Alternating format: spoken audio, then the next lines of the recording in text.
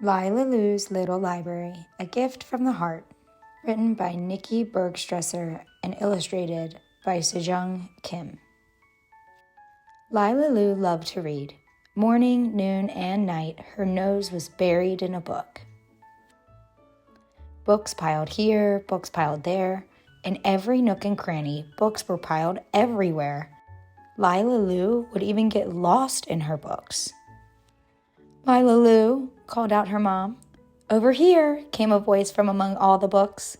Giving a sigh, her mom looked under, climbed over, and squeezed past the stacks of books. "Where are you?" "Over here." "Where?" "Here." She finally found Lila Lu, reading in a fort made from books. Her mom crossed her arms and shook her head. Lila Lu knew the words that would come from her mom's mouth next. "Lila Lu, there are too many books in this house. Maybe our house is just too small for all these books." Lila Lu winked and grinned. Rumble, rumble, rumble, rumble. From deep inside the closet door, the noise grew and grew. Lila Lu's mom slowly opened the door and peeked inside.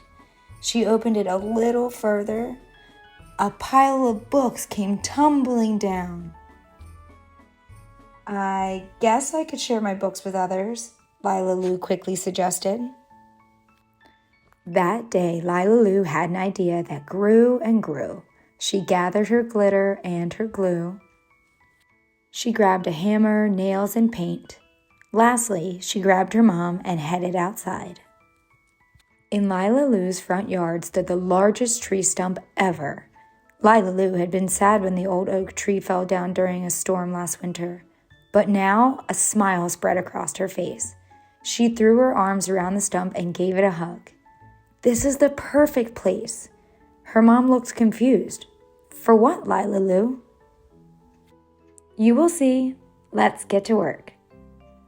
Bang, bam, buzz. Clatter, clang, clam. Sploosh, splash, sloop. Lila Lu and her mom worked till dusk. The sun was setting when they hung the sign on the tree stump. Lila Lu and her mom stood back and admired the work.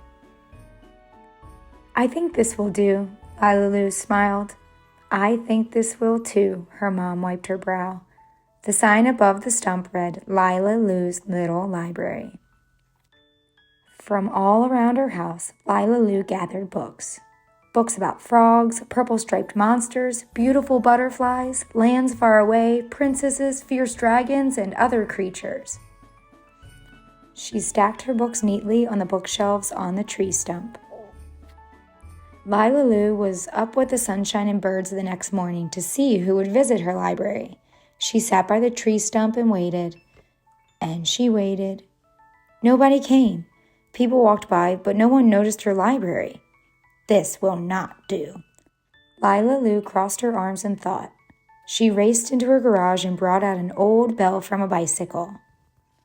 It sounded just like the ice cream truck that drove around the neighborhood. Soon, a curious crowd gathered. Lila Lu scrambled up to the tippy top of the pile of the stump. "My books are magical, wait and see. Pick one, pick two, or even three. They will take you to places, adventures galore. When you spend time with books, you will want to read more." "Can I have a book?" asked a boy with his dog. "Do you have one for my baby?" asked a woman pushing a stroller.